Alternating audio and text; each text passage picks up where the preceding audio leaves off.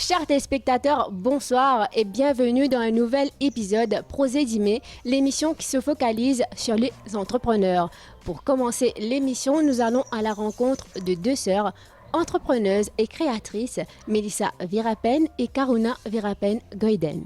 Depuis 2015, elles ont lancé leur marque Côte Pialé dans le secteur casual wear. C'est une histoire d'une entreprise en pleine expansion. Le reportage d'Outom Ramchon.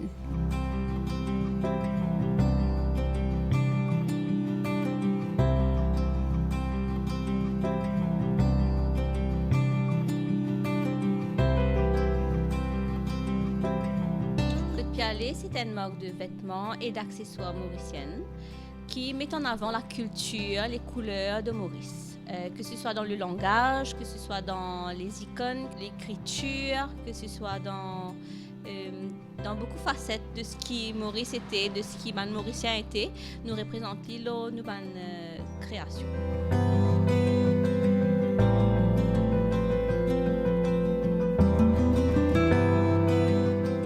La marque existait depuis 2015 et à travers sa marque-là, ce qu'ils nous ont envie de partager, c'est le savoir-faire mauricien.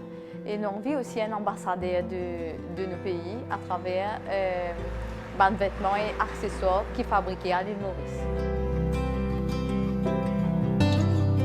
Un touriste, quand il vient de Maurice, mais qu'il y expecte, il ne pas expecte de trouver bonnes affaires qu'il fabriquées dans les autres pays.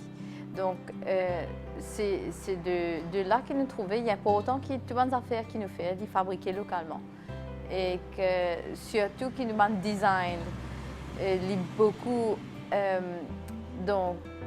beaucoup inspiré de ce qui entoure nous. Donc, il y nos montagnes, nos façons de vivre, nos manger, nos dialogues.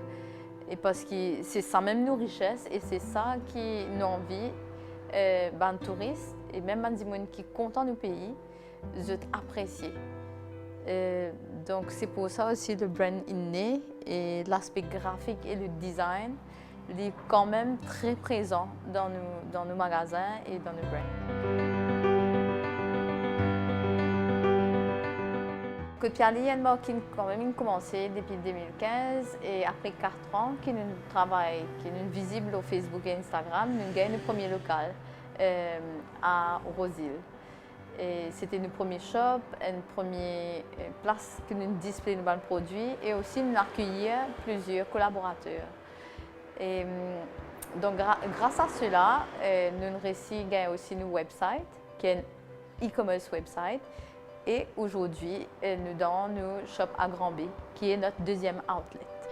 Qui fait Grand B, c'est parce qu'ici dans Grand B, nous avons beaucoup de clients qui se trouvent ici, nous avons des touristes qui rodent nos produits et que nous avons surtout des Mauriciens qui viennent passer de vacances et qui viennent dans Grand B. Donc nous avons quand même nos clientèles dans Grand B qui nous viennent livrer nos produits dans Grand B et vu qu'ils nous gagnent l'opportunité pour venir ici, nous grab cette opportunité-là et que nous disons nous foncer et que nous essayer venir installer dans Grand B.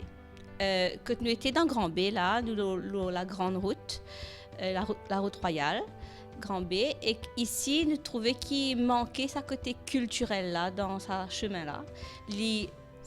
L'endroit que nous étions exactement une place qui est résidentielle, mais qui est aussi très touristique, qui est dans sa côté authentique là et qui est dans ce côté nightlife et vibrant de Grand B. Donc ici franchement il y a vraiment de tout. Et que l'essence même il est différent du centre. Là que nous sommes situés dans Grand B, il est aussi connu comme le vieux Grand B. Donc auparavant, donc 20 ans de cela, c'était le centre de Grand B, c'était ici. Et nous nous comptons qu'il nous touche quand même un petit peu aussi l'histoire de Grand B et nous retrouvons à une petite place tranquille que nous ramène cette culture qui est quand même assez fort. Et valeurs.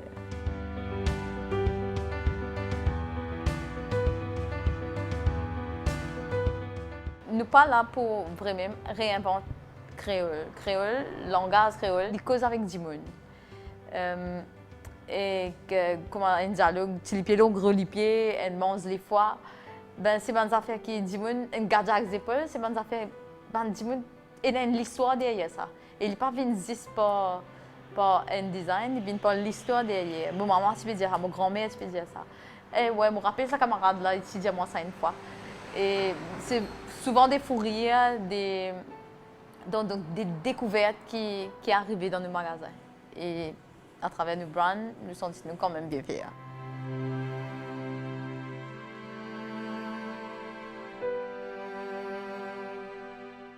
Ce qui est clé, c'est l'humain, en fait. C'est le contact humain et le relationnel. Je pense que les clés, surtout, pour qui, en fait, nous mettons beaucoup l'emphase là. On fait des marchés, nous rencontrons des gens, nous rencontrons des clients qui intéressés à ces nouveaux produits et surtout, nous essayons au maximum de ramener nos produits à la demande.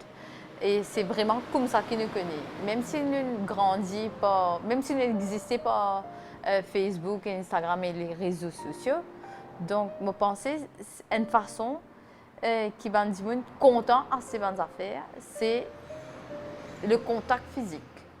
C'est là où il y a plus d'échanges, c'est là que nous connaissons vraiment nos personnalités et nous connaissons quel est le genre de personne qui achète nos trucs.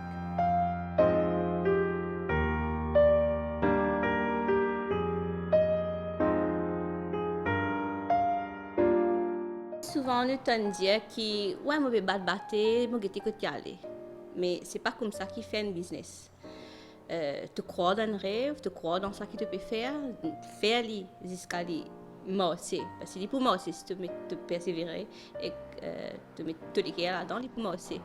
Faire tes recherches, regarder ce qu'il y a à faire, comprendre ton business, regarder ce que les autres peuvent faire, mais faire ça qui te pense bon et que is right. Très challenging comme si la situation après le Covid, mais étant femme, ça me content de dire. La force des femmes, moi pour dénigrer l'homme, mais la force des femmes, c'est qu'elles s'adaptent. Donc tous les mois, les corps censés, elles se réadaptent par rapport à ces hormones, ces émotions, tout ce qui peut arriver. Et dans le monde du business, et quand il y a un cas comme la COVID qui est présent devant lui, elle se réadapte aussi facilement en fait. Parce qu'elle a l'habitude de changer.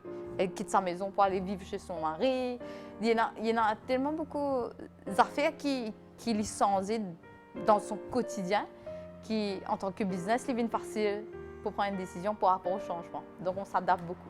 Pour moi, idéalement, c'est que tout le monde pourrait aimer dans ce type de business. Et de progresser et de grandir ce business. Parce qu'il est vraiment possible à Maurice quand même pour nous pas 100% self-sufficient, mais nous pour capable venir, c'est ça que nous réaliser qu'il y a ce propre potentiel et lui faire lui-même ce talent, venir ce type business, ce type d'entreprise. Pour moi, ajouter à ça, comment les gars faire sur l'entreprise, c'est beaucoup de persévérance, beaucoup de retrouver nos propres talents et surtout de hard work.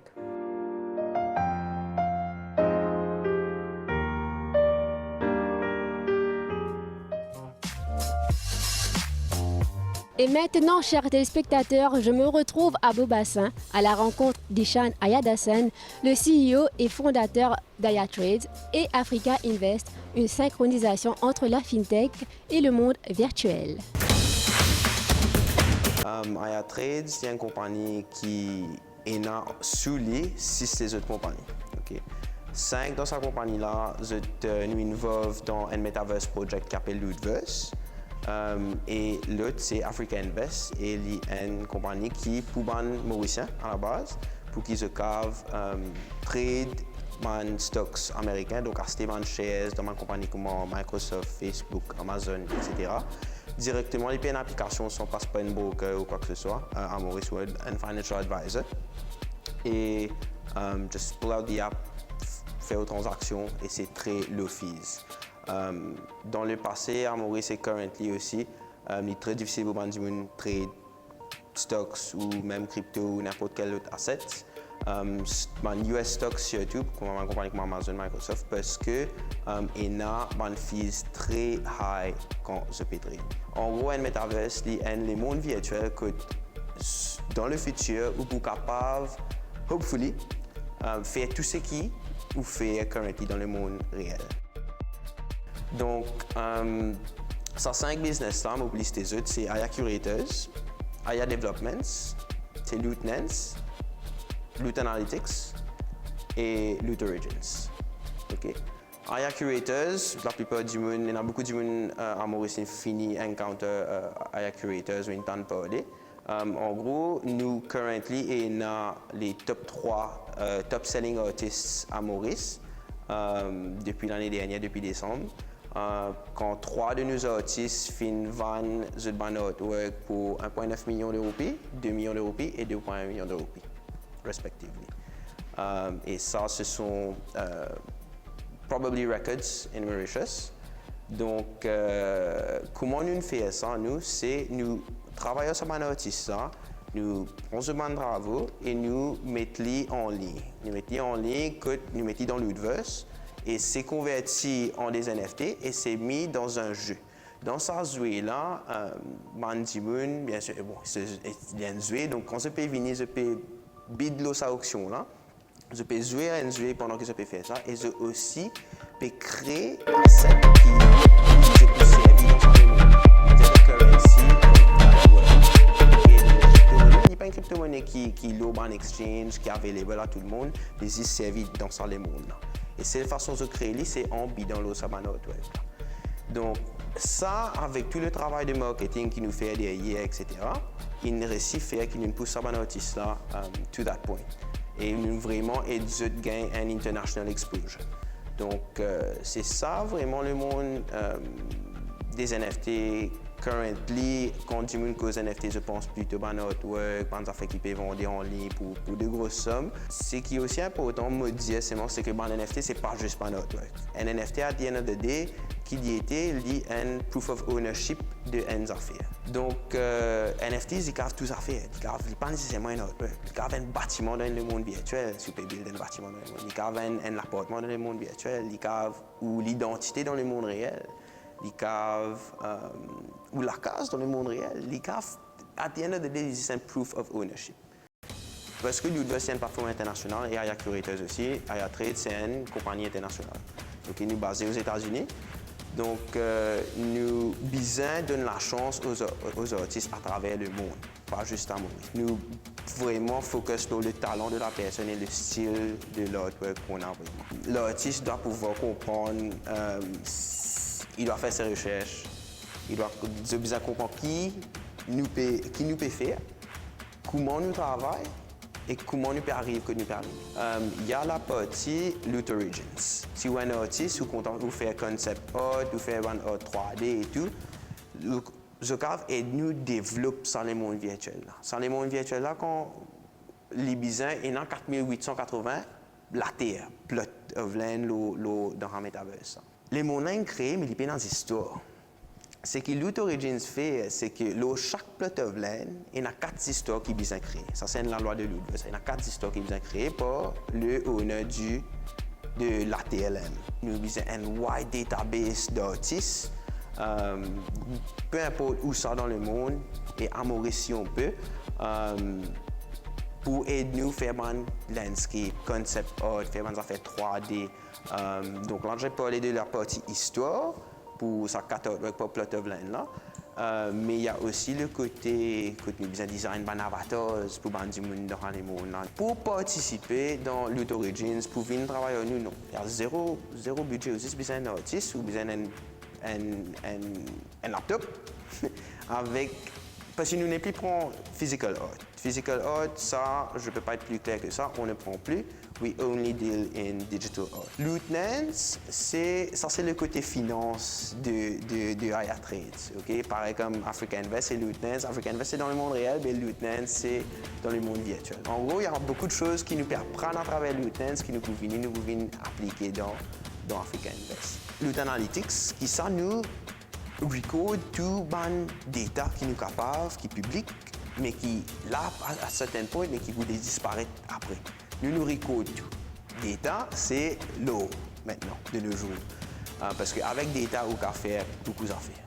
Donc ça public data là, il y a là où nous gérer les autres business mieux, mais aussi bientôt nous pouvons provide sa bande data là à les autres dans l'Universe pour qu'ils soient comprendre les mondes là mieux et naviguer dans les mondes là. Il y a développement, c'est qui nous fait, bon, il y a des gens qui ont plutôt de là, ils allent, ils viennent, ils bid dans l'arène, ils ont un AST-LTT, c'est une bid dans l'arène, avec Aya Curator, c'est une option, c'est une créer LTT. Si je prends ça LTT là, je vais acheter un plutôt de laine. OK? Mais là, plutôt de laine là, je vais contacter Origins, Origins. Origins, c'est pour aider à faire ce ban artwork, ce 4 stories qu'il a besoin de faire, le plutôt de laine. Et là, il y a aussi Aya Development. Aya Development, il est pour aider du monde à faire ce développement, donc faire ce bâtiment, ce la case, etc. dans les mondes. Et ensuite, de là, la personne, il cave vendre ce appartement, tout le côté real estate qui vient dans le monde virtuel là. Qui est une opportunité qui a créé out of the blue pour un entrepreneur. Right? Et là, sur le monde virtuel peut bouger dans une phase que tu peux venir play to earn. Il y a le monde où les gens aller dans un play to earn games dans le monde virtuel là. Quand tu peux aller, si tu gagnes, tu peux gagner casse, tu peux gagner vrai casse. Par exemple, Aya Dev, Aya Development, quand nous pouvons faire nos propres cités, Aya City, nous pouvons faire nos Aya City dans le monde virtuel. Dans Aya City, nous pouvons un racetrack pour le tour. Nous faisons à la base, c'était juste pour être joli. Mais quand nous réfléchissons, nous disons, si nous commençons à créer le tour, nous avons un racetrack, nous commençons à créer le tour, nous vendons ça le tour là. Et nous créons une compétition quand les gens viennent, je viens race ça le tour. Donc en gros, qu'est-ce que nous faisons? Finalement, nous mettons un racetrack pour un plot of land dans l'Universe. Nous end up par créer un nouveau jeu. On lance à trade en janvier de 2021. Et Moti, l'Amérique, à cette époque-là, et c'était juste moi jusqu'à vers août. Août que vraiment le Metaverse Operations vraiment commence. Et pour vraiment beaucoup savoir c'est pour guetter si mon cave amène influence du monde à Maurice pour rentrer dans l'industrie qui est en d'autres mots le futur. On a une équipe d'à peu près 20 personnes, la plupart à Maurice, une grosse partie qui sont de l'Afrique.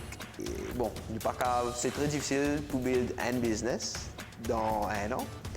Nous, dans un an, pratiquement 1 an et 3 mois, nous build 6. Bien sûr, pas tout une release yet. Comme on est à l'université, on a parlé d'economics. Dans l'economics, on a parlé d'un concept qui reste avec moi depuis que on a pensé ça, je ne peux pas oublier. Il appelle binary economics. L'idée qu'il y a des façons de générer l'argent, de générer wealth, donc richesse en gros. Premier, c'est où vendre où l'état. Ça veut dire où le travail depuis 9h matin jusqu'à 5h tantôt, tu fais 5 jours la semaine. Tu peux gagner un casse tous les mois par rapport à ça. Tu peux vendre où l'état. Après, il y a une autre façon que tu gagnes pour un capital. Quand on a un capital, ce capital-là, il travaille pour où? Donc, à Maurice, le problème qui fait que je ne peux pas faire ça, c'est parce que je gagne un casse et même si je suis dans l'envie pour aller investir, il est difficile, il coûte cher, il est compliqué. Mais en gros, nous avons envie d'aider les Mauriciens à investir. Donc, prends ce casse que je peux gagner à travers ce vendre les temps et prends une partie, mettre ça dans mon asset qui peut aider un lock. On va dire, log, ça l'autre façon de générer l'argent. Et comme ça, au fil des années, pour aider nous, à une population, à l'économie, devenir plus productif. Moi, pour vraiment encourager les jeunes, peu importe dans quel domaine nous étions, ou bien rentrer dans la finance à un certain niveau. Ou bien dans un certain investissement. Ou pas qu'à prendre tout ou casse, vous mettez ça dans la banque, soit en bas au matelas, ou les autres places, ou bien mettez dans une place que l'argent là pour commencer à travailler pour où. Ou pas qu'à travailler pour l'argent tout le long de la vie.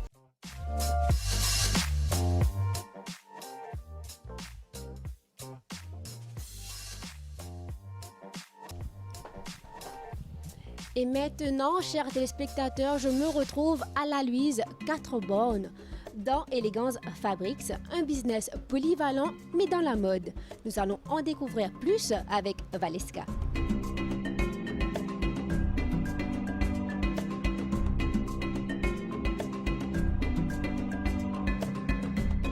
La 4-bornaise Valeska Ferdinand est la gérante d'un magasin haute couture confectionné avec des tissus africains et d'une façon à modifier le rapport de certains à la mode africaine. Elegance Fabrics, on est spécialisé dans l'import du tissu wax et on fait des produits dérivés à partir de ce tissu. On est à Maurice depuis 2017, donc on a été en ligne. Et on a ouvert une première boutique en 2019 et puis on a aussi ouvert l'atelier de couture en 2020. La notion des responsabilités est le quotidien de Valeska. De plus, en explorant les différentes facettes de la gestion au sein de la sphère de ses affaires, mais comment était Valeska, enfant et ses passions? Depuis mon enfant, j'ai toujours aimé le sens de la responsabilité, d'où le fait que j'ai fait des études en gestion d'entreprise. Donc, ce qui m'a passionné beaucoup, c'est que d'abord, les tissus wax, donc c'est des tissus africains, ça me ramène un petit peu plus proche de l'Afrique. Okay? Donc, ça aide aussi à promouvoir l'Afrique dans toute son authenticité dans la diaspora mauricienne.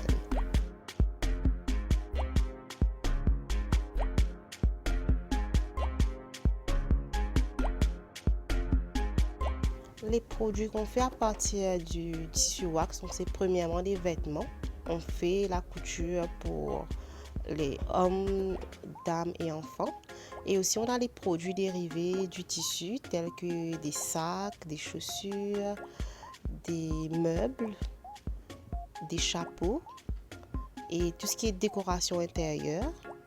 Et si je travaille tout seul, définitivement non. Donc derrière le tissu, on doit faire un produit fini. J'ai des designers, des couturiers, des artisans, des maroquiniers.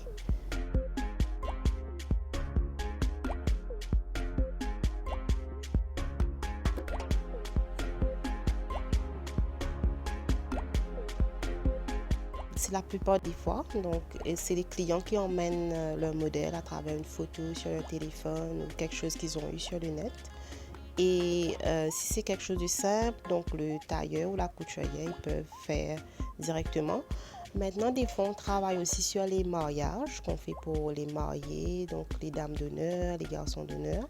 À ce moment-là, si le client veut quelque chose de vraiment spécifique et unique, donc on a des designers qui font des croquis et on va proposer aux clients. Salut, je suis Gabriel Foy, styliste. Avec les employés, tous les matins, je vais fixer le travail de la journée et je vais fixer le planning de la journée par rapport à ce qu'ils doivent faire, ce qu'ils doivent rendre aux clients. Et on travaille en équipe.